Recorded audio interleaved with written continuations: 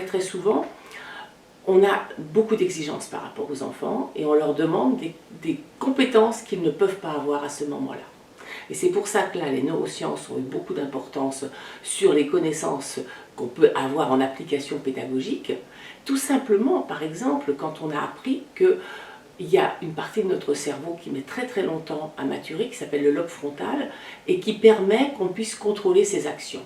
Mais c'est fondamental de contrôler ses actions, parce que ça veut dire que tout ce que je fais, je dois être le maître. Je dois savoir que pour faire telle et telle chose, je dois planifier, mettre mes séquences vraiment à l'épreuve, me dire que si j'ai trouvé une solution à ce problème-là, il y avait peut-être d'autres solutions, me dire que la solution, si elle n'est pas bonne, il faut que j'en trouve une autre.